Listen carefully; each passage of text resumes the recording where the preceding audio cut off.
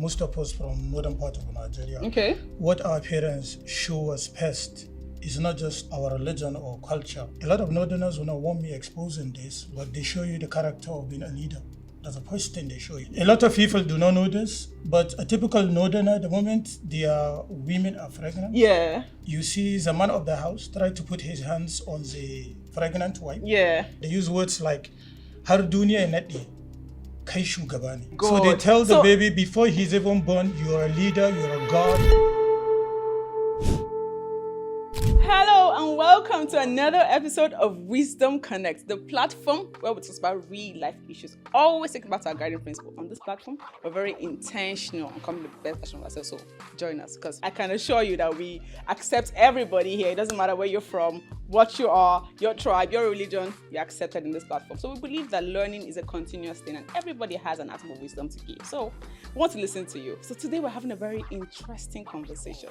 The kind of conversation where a lot of us know, but we shy away from. We don't want to talk about it. But today on Wisdom Connect, we're going to have that kind of conversation.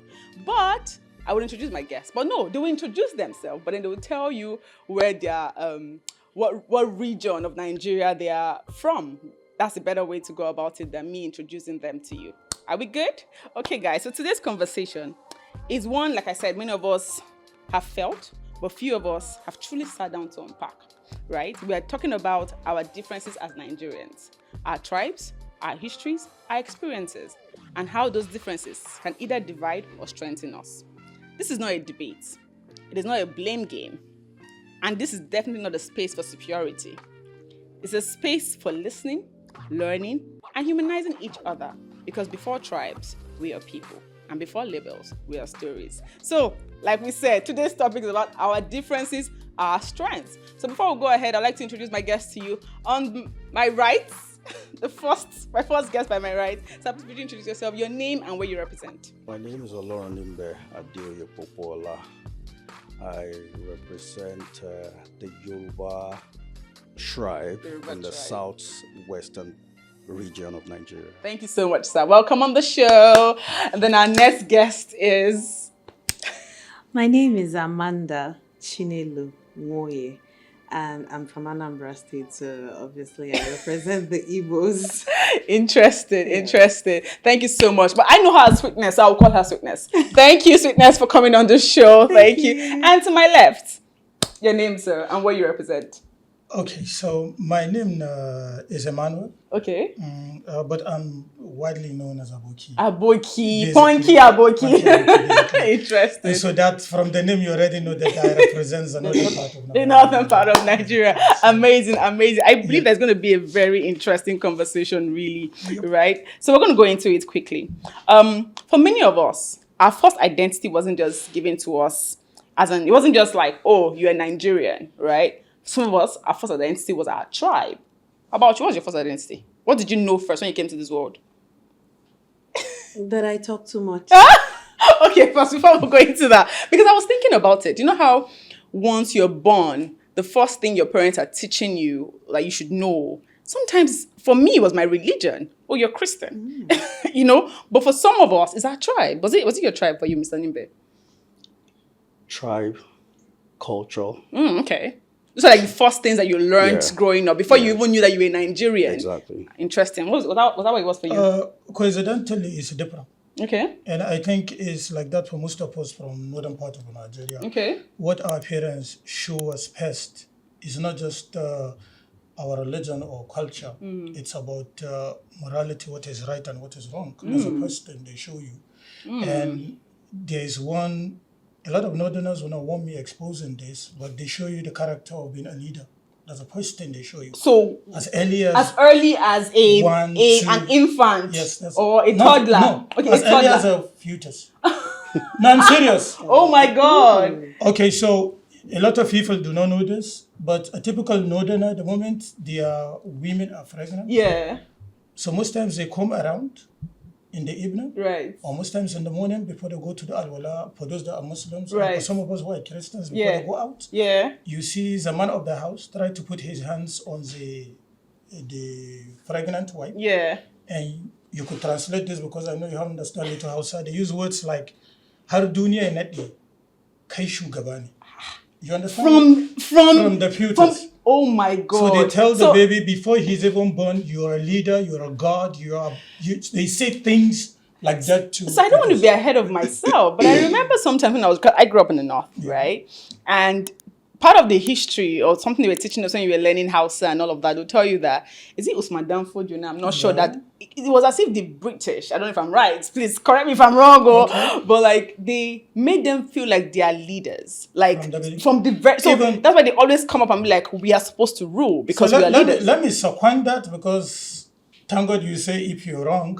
So it's even before the antecedent of Usman Danfodio, right. You understand? Right.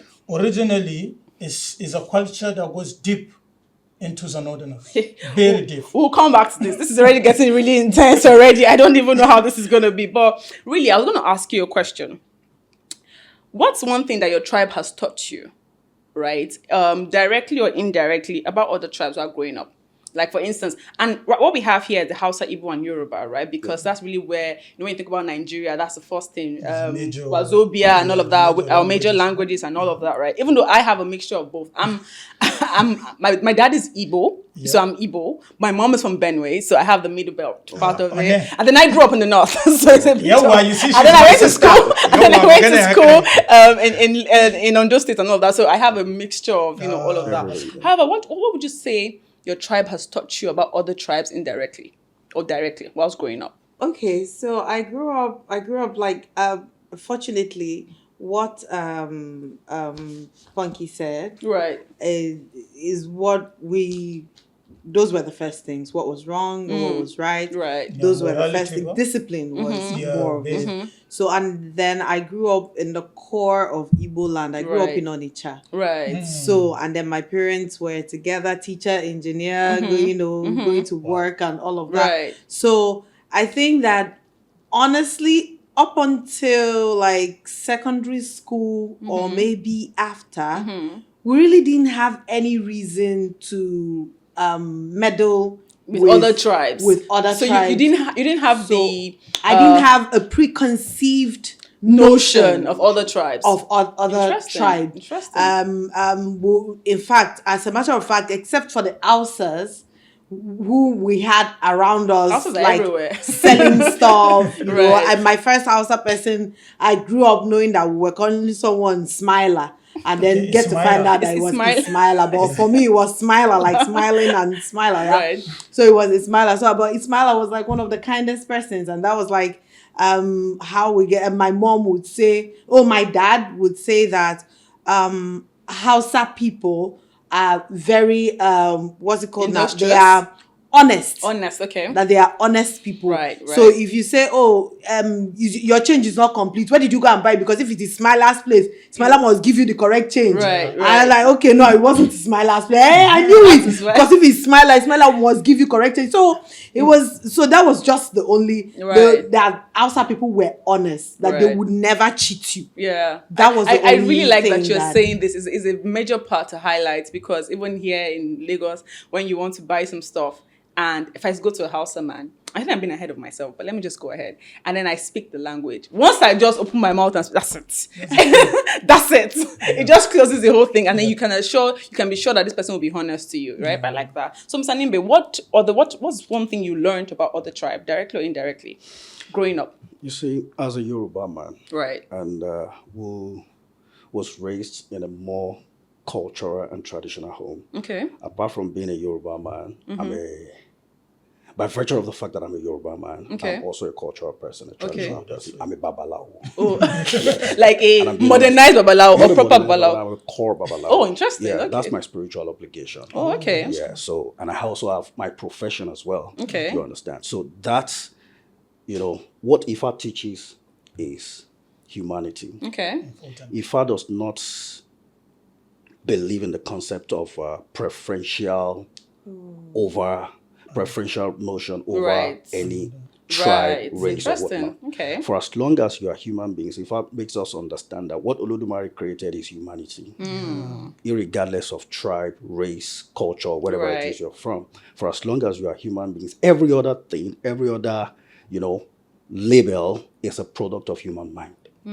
Therefore, we can learn unlearn and relearn. Interesting. Because the only thing that can, our mission here is the life that we are living is a life of a journey of destiny. Okay. And what's the essence of destiny? The essence of destiny is to fulfill that which is within our destiny. And how do you fulfill that which is within your destiny? Is to contribute your own quota to the cause of existence. In terms of,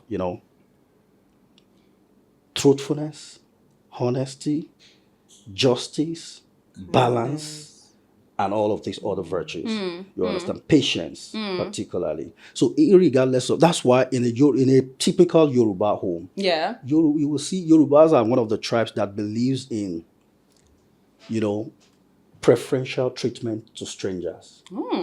In my own house, while we were growing up, when we are about to receive a visitor, most especially if it is an August visitor, will vacate. My dad will probably just vacate his room, his bedroom for that for the visitors to come in. You understand? Because they believe that they are visitors. They are only here for a matter of time. Right. We need to make their stay comfortable while they are here. You I like what you're saying, Mr. Nimbe. So what you're saying is that your Yoruba culture naturally is very hospitable, right? Exactly. It's very hospitable. And then you don't segregate people. That's not what, ideally, that's not what the culture is about. Exactly. But which is really interesting, because that leads me to my next question. Can you remember the very first time you became aware of tribal differences?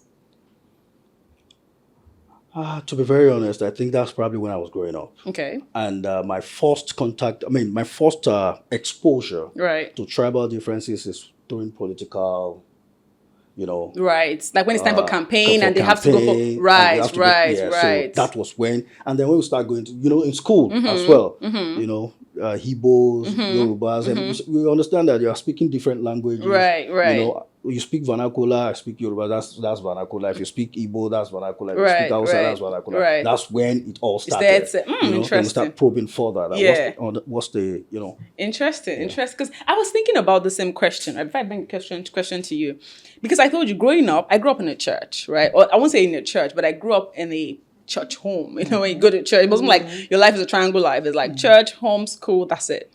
And funny enough, I grew up around a lot of Yorubas, because my church, the founders of my church are Yorubas, right? So you have a number of Yoruba people coming to that space. But beyond that, we never saw ourselves as different tribes. Or maybe I didn't see it growing up. It was as if we were just one family.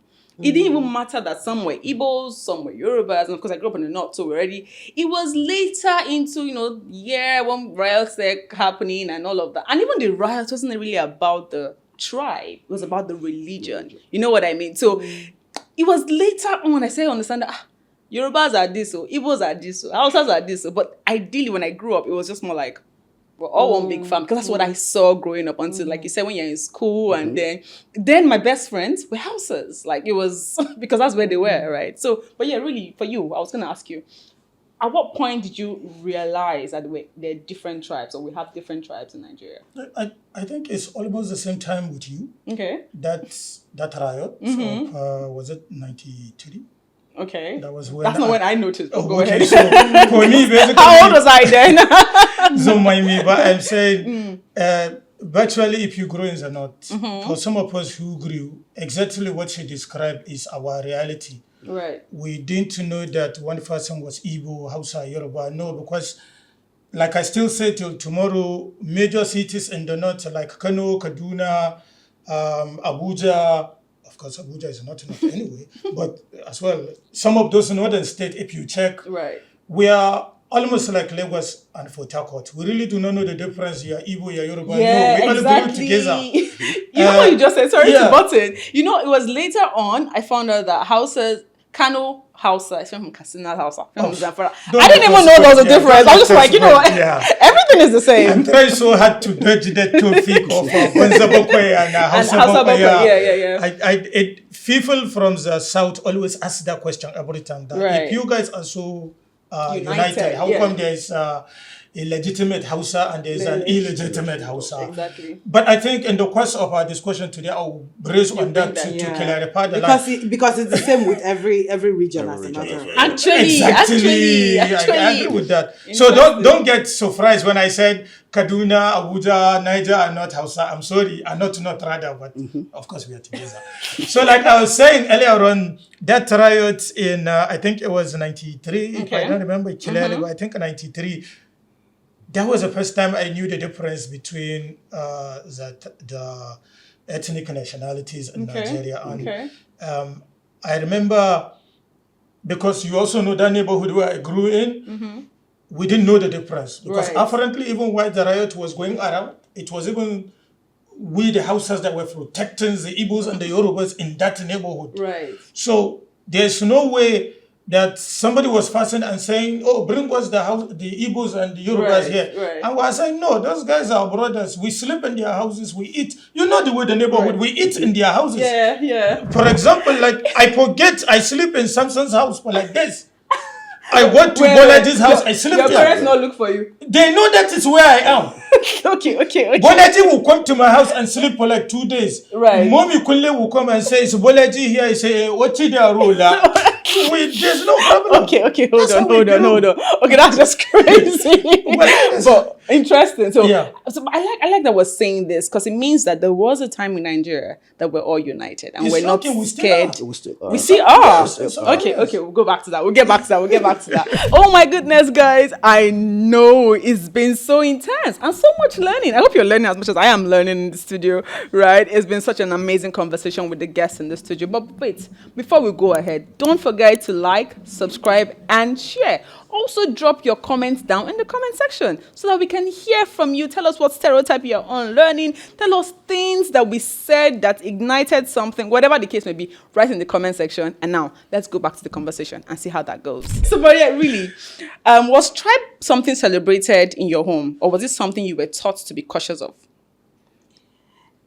See, I'm not going to lie to you. Right. Just like he said in his introduction, right. I am more of a culture and tradition custodian than I would deal with, all those things. Right. I grew up watching my father make sure that my elder brothers were initiated into the masquerade cult, and all of that. Honestly. Right. So it was up until, I think it was, it would be, I don't know whether it was a riot but something, once they start that, it would be a riot.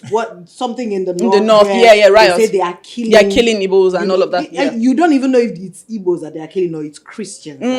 Exactly. Yeah. So I think that the disunity, if there's anything about being cautious, in fact, as a matter of fact, one of the things that when we were learning, I think, history in secondary school, we were now told that, because I went to a private school, so they will always try to make it balanced, keep it balanced. Right. They will say, but they say Yoruba people, that Yoruba people tend to be dirty, but that Africans, naturally, like culturally, we are on the floor. We are on the ground. So it's about the people who probably left so much of themselves to the colonial masters, who gave so much of themselves to the colonial masters. Feeling like they're clean. Yes, you're now feeling like you're superior. Right. Meanwhile, if you check what the other person that you call dirty is doing, is what all of us were supposed to be doing.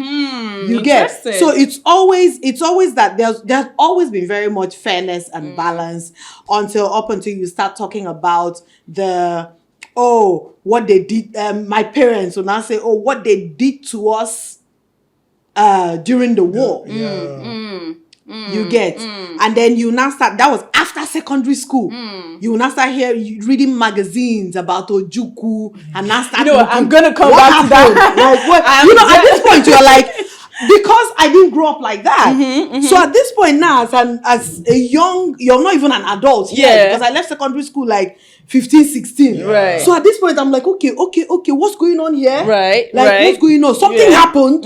Like, so what happened? You get? And it's shocking if Yeah, you it's have shocking. maybe other tribal friends, Yes, like maybe a Yoruba yes. and Igbo that you so guys what are happened? bonded. And then everybody, and then everybody, because we were young, because I had Hausa people around me, like Hausa Yoruba people around me, and then all of us will now have to tell the story that our parents were telling, and then we're all now looking at ourselves like, wow.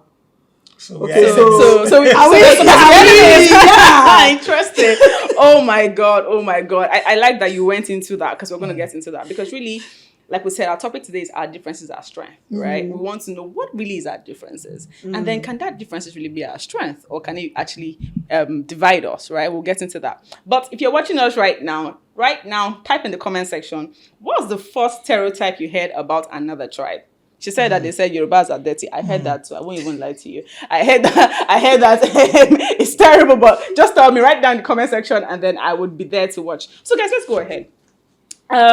Some of our biases did not start with us, right? They were inherited most times. Passed down through stories, silence, trauma, survival, Nigerian history, such as the Biafra War that you just talked about, and the military coup, ethnic marginalization, political power struggles, resource controls. Forced unity without healing has shaped how tribes relate to one another. Many families still carry fear from events they lived through, or stories they were told by parents and grandparents. I'm just going to pause here for a bit. On my way to the studio this morning, I called my grandma. Now, I called her to ask her about the Biafra War, intentionally. Now, my granddad had already given me the story about the Biafra War. But I wanted to just ask my grandma. From her she's like, I don't want to talk about Biafra War. It's not something to be spoken about. It was such a terrible situation. I remember my grandpa would say, he got arrested, so he would say to me, because you know how grandpas would gist you while growing up, he'd just be gisting you about things. And then he told me how he was forced into the army. So they'll just take the young boys outside and just put them in the army and everything like that. And how terrible it was for them in the East, right? Now, I don't know how it wasn't enough. Maybe you tell us if you have any history about that. But in the East, it was terrible. Or what you were told, really. Yeah. It was bad, right? And about how they didn't have food because the food, the supply was cut and everything like that. And I remember when he said when the war was over, this is very interesting. When the war was over, they all had to submit their weapons. And my granddad was like, a number of them had to go and bury theirs, because if you were caught with your weapon, there'll be trouble. So I think some of them didn't want to submit it for reasons best known to them. So instead, they went to bury it in their houses and everything like that. Then I spoke to my grandma this morning. I was asking her about Biafra, and she said she had two brothers.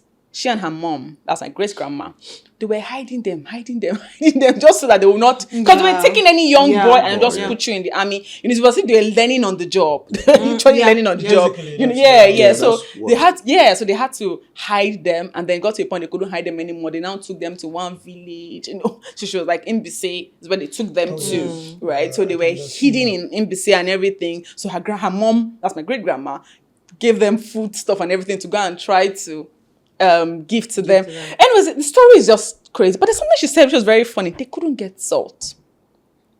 There was no salt supply. So they had to make do of their own salt. She was trying to give me more story about that. And then everything got, and then they had to start going to sea salt and all those kind of things just so they can create the salt that they were able to use for food, because it was a very terrific time, right? And I think it was for the whole of Nigeria, right? And when I think about, because really most times, you will see that people that hate other people, it's not because they experienced, like you were saying, has any of us experienced Biafra War? No, it was the stories that were told. They told us it wasn't my dad, it was my granddad that told me. So my dad most likely didn't experience it. Or maybe it was born around that time, but he didn't really know what was happening at that time. You know what I mean? So I'm just thinking, did your family ever share stories about the Civil War, coup, or political violence?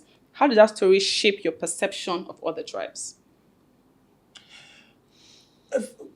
So my father has only one brother. Okay, and he was in the military. Okay. Very prominent position actually. And I think during the war, they were posted to the east. Okay. So he was actually in the battalion. Right.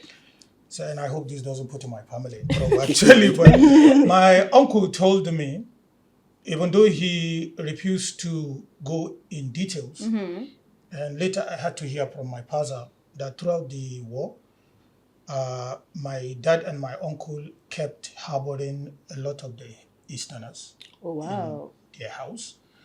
And I like that story for one reason, not just because it helped my dad and my uncle to become very fluent in speaking the Igbo language. But my dad gave me, in the course of the story, he said something that has shaped my perspective about the Easterners. Okay. And that's why every time I get close to them, for the few times you talk to me, I'll tell you, I wish I can get the Igbos that my father talked about. Every time, you know, I always say that. And I reference you most of the time. So I wish I can get those Igbos that my father talked about. Right. And my father would say that in that pew during the war, in that secluded apartment where they harbored, he said they were almost about, I think, 300, if not more. But it was a confined space that they just, because they knew that if they meet them, things would happen. So they had to hit them. He said, do you know that in that secluded place, one boy among them was able to create, he didn't know what it was, but he just told me it was a radio. That he could track the frequencies when the militaries are transmitting information. Wow. That they were hidden there, so it helped them know whenever maybe the Nigerian forces are available or around the neighborhood. So even them, it now became something that helped them. So they could bring them out, take fresh air, eat, relax, cook. So whenever that frequency tracks anything, say, okay, they are everywhere inside. I know, guys. I promise you, I know. I understand how you're feeling. I'm feeling that same way. But guess what? There is so much more where that came from. So until the next episode drop, just make sure you put on your notification bell. So when it comes, you'll be the first person to see it. And let's see what happens in the next episode. See you.